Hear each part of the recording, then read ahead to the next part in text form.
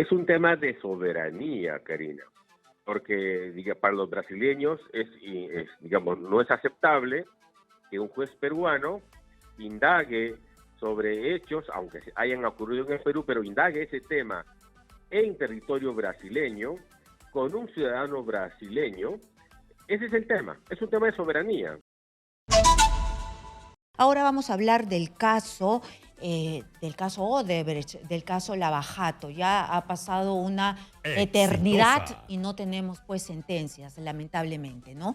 Y ahora parece que el caso se tambalea o el caso no se tambalea. El primero en la lista es el caso de Ollanta Humala y Nadine Heredia. Es el que se suponía tenía que empezar con las declaraciones de los brasileros, pero ha habido un revés, me parece a mí, ¿no? ¿Es un revés o no? El juez brasileño invalida la máxima justicia brasileña, invalida pruebas de Odebrecht e impide que exdirectivos declaren en el juicio del expresidente Ollanta Humala.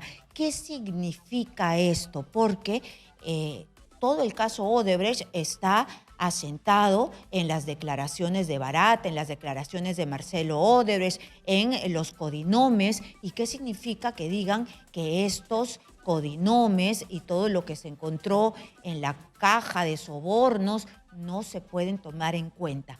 ¿Qué significa en los hechos? Muy bien, nosotros vamos a hablar rápidamente con el abogado de Ollanta Humala. Bienvenido, doctor Wilfredo Pedraza Exitosa. Karina, muy buenos días, a disposición. Muchísimas gracias por estar aquí. Nosotros queríamos saber qué significa esta determinación del Tribunal Supremo de Brasil. ¿Qué significa que no se puedan utilizar los elementos de prueba con los cuales se sustentan las acusaciones contra su defendido? A ver, existen dos efectos, si se quiere, de la decisión de la Corte Suprema brasileña respecto a nuestro caso. El primero está relacionado con el tipo de pruebas que los testigos brasileños pueden aludir o desarrollar.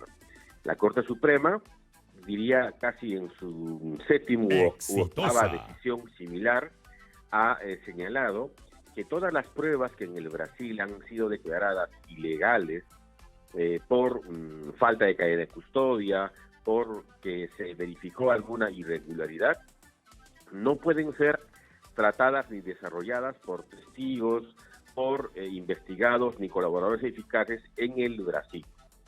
Ese es el primer tema. De hecho, esto hace que se excluya algunas pruebas de esos testimonios porque, reitero, en el Brasil han sido calificadas como pruebas ilegales.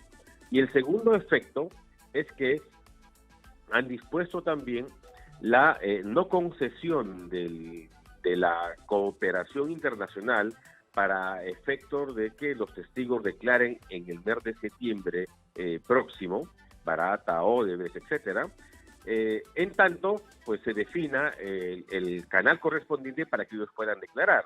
Entonces, de un lado, resumo, se ha excluido un grupo de pruebas a los cuales los brasileños no pueden desarrollar ni aludir, y en segundo lugar han dispuesto que el pedido de cooperación de la justicia peruana pues no se concede para lo solicitado en septiembre. Muy bien, entonces, esto usted me dice que ya se sabía en el Brasil, que esto ya es ampliamente conocido, que las pruebas han sido declaradas como ilegales. ¿Desde hace cuánto tiempo que es conocido esto? A ver, la primera decisión de la justicia brasileña ha sido hace año y medio aproximadamente, cuando el juez supremo Lewandowski, que es un juez notable en el Brasil, se pronunció sobre las condenas para entonces todavía detenido el señor Lula da Silva, hoy presidente, en tiempo del expresidente Bolsonaro, para precisarlo.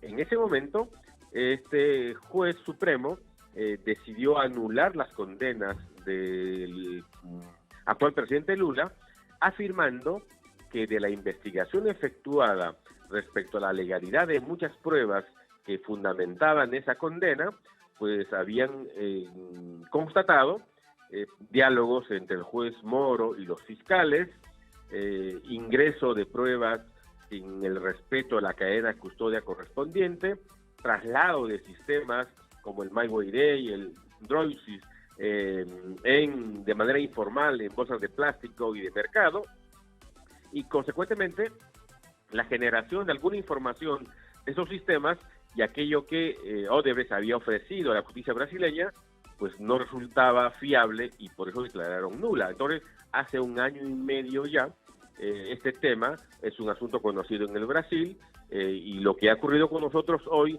es simplemente una consecuencia complementaria y obvia, además. Además que usted me está hablando de una sentencia, es decir, que esto ya ha sido manejado públicamente por la prensa, por los abogados, por los opinólogos, por los expertos desde hace mucho tiempo atrás.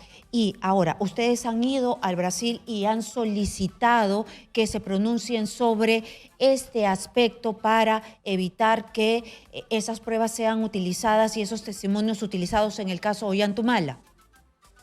Ese es un tema reciente, Karina, quizás para explicarlo y el público entienda. Nosotros no tenemos como estrategia la decisión de que los testigos brasileños no declaren. Lo que hemos dicho en el juzgado siempre y desde el año pasado, y lo he hecho yo personalmente, es que se tome en cuenta que en el Brasil las declaraciones para generación de pruebas que pide un juzgado extranjero, como el nuestro, por ejemplo, siempre se debe de actuar en el Brasil con el control de un juez brasileño. Esa ha sido la regla histórica en el Brasil. Nunca una prueba producida en el Brasil para un juzgado extranjero se hace sin control de la justicia brasileña. Por tanto, el tema estaba bastante claro. Nosotros solo queremos que ocurra tal cual la justicia brasileña lo disponga, bajo control de un juez brasileño. Lo que se ha querido hacer es reproducir el mismo sistema de declaración que se ha venido brindando en el Brasil para fiscales. Una declaración fiscal técnicamente no es una prueba, es una referencia, un elemento de convicción. En el caso de los fiscales, sí, pues la cooperación internacional peruana notificaba al Brasil, Brasil notificaba al fiscal y un fiscal brasileño conducía esa diligencia presencial o por la web y la diligencia se llevaba a cabo. Pero en el caso de la producción de prueba en un juicio oral, la situación cambia. No se puede brindar una declaración por la web, no se puede brindar una declaración en cualquier lugar, sino debería ser, reitero, conforme a la tradición histórica en el Brasil, ante un juez brasileño conduciendo esa diligencia, quizás con la participación de los peruanos, pero con la garantía de que se conduce en un lugar neutral y bajo el control de un juez brasileño. Pero no entiendo si el delito es de aquí, Ollantumala fue nuestro presidente, ¿por qué tantas trabas? No se quiere conocer la verdad, no él le debe transparencia por haber portado la banda presidencial. ¿Por qué hacer tan difícil el proceso de transparencia? Solamente es una jugarreta no quiero decir jugarreta, sino una estrategia de defensa para explayar más este proceso que ya tiene demasiado tiempo. En lo absoluto. Es un tema de soberanía, Karina, porque para los brasileños no es aceptable que un juez peruano indague sobre hechos, aunque hayan ocurrido en el Perú, pero indague ese tema en territorio brasileño, con un ciudadano brasileño. Ese es el tema, es un tema de soberanía. Pero no está indagando hechos corruptos que se ejecutaron en el Brasil, se está indagando obras que perjudicaron a los peruanos, con plata de todos los peruanos, con supuestos hechos delictivos de un presidente peruano. La mayoría de países, Karina, actúan de esa manera en respeto y resguardo de su jurisdicción. Tenemos un testigo, por ejemplo, en nuestro caso, italiano. La justicia italiana ha dicho que tiene que ser bajo los parámetros de la justicia italiana la declaración, porque esa declaración se toma en Italia. aquí exactamente está ocurriendo lo mismo. La declaración se está tomando en el Brasil y consecuentemente la intervención de la autoridad brasileña resulta pertinente. A nosotros solo nos interesa que los testigos declaren en un lugar neutral, que no tengan presión y que puedan decir lo que estimen pertinente. A mí me gustaría interrogar y contrainterrogar a Barata y a Marcelo Odebrecht, por supuesto. No tememos en absoluto esa declaración. De manera tal que se trata solo de definir el procedimiento. En el marco de ese procedimiento es que apareció el tema de sobre qué pueden declarar.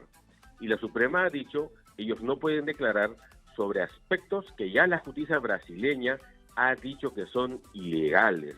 Entonces, es un asunto de estricta legalidad.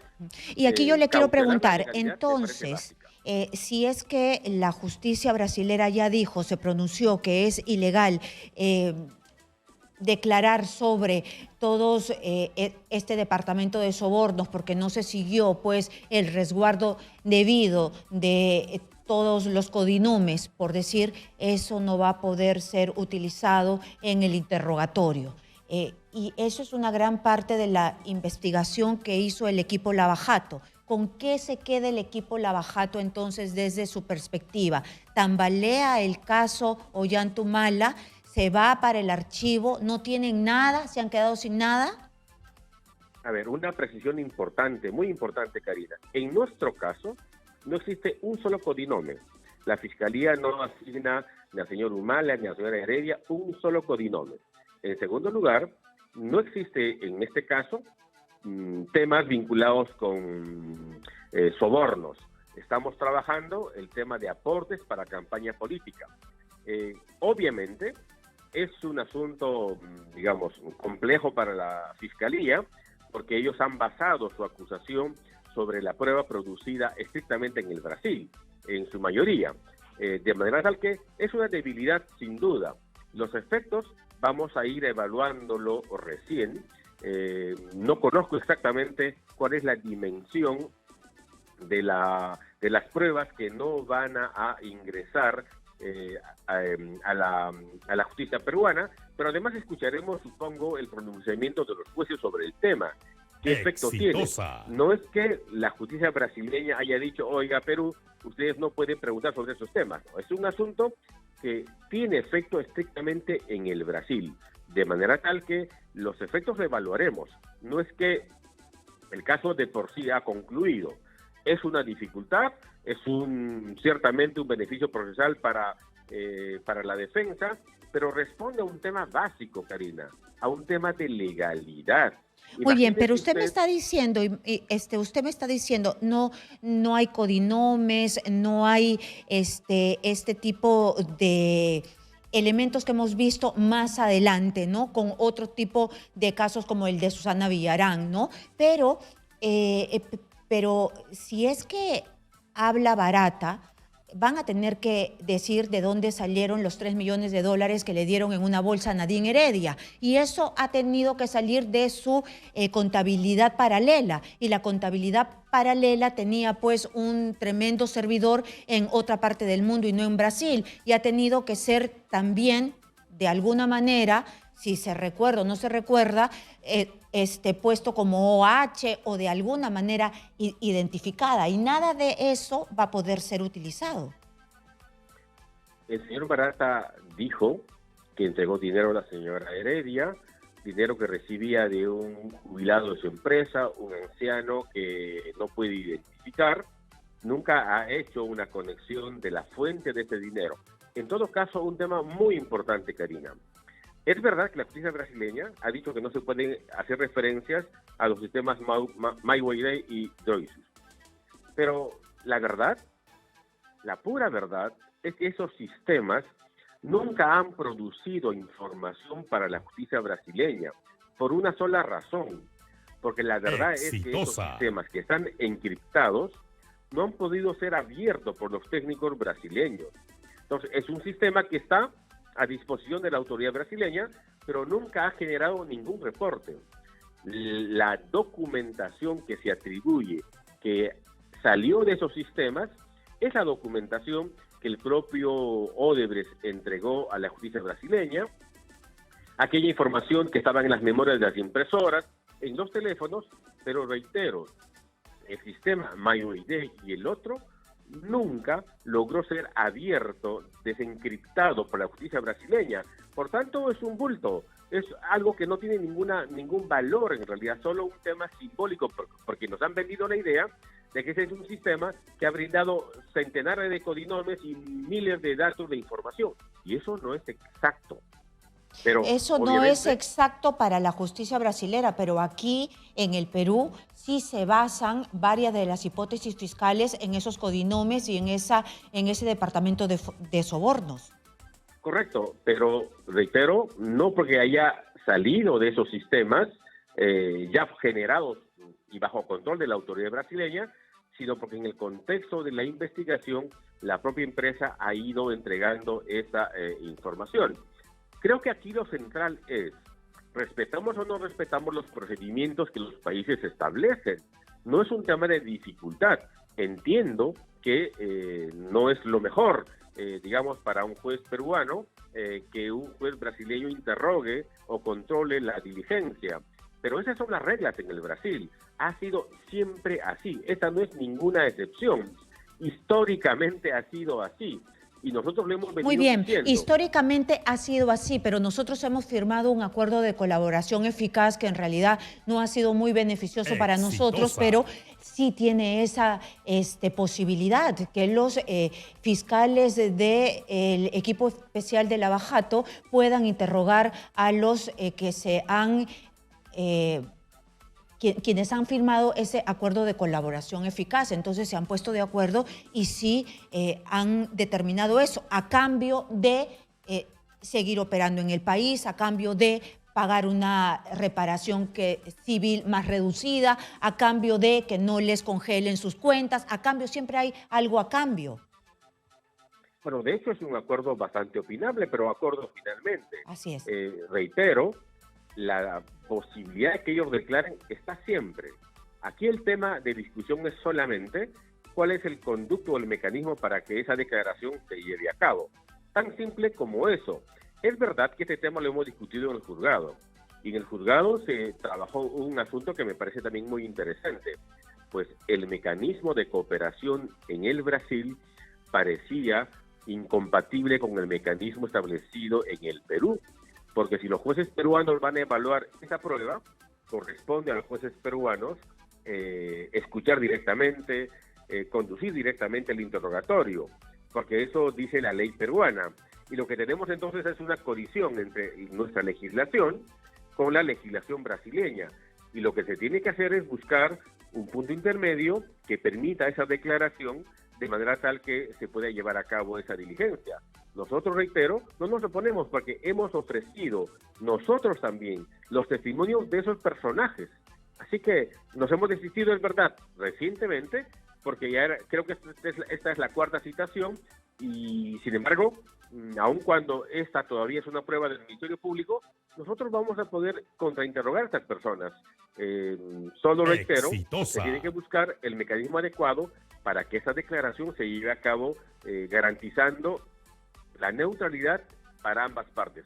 Exactamente de eso se trata. Aquí no hay ninguna situación oscura, sino defensa de la legalidad. Queremos producir pruebas que tengan efectos y en esa línea estamos.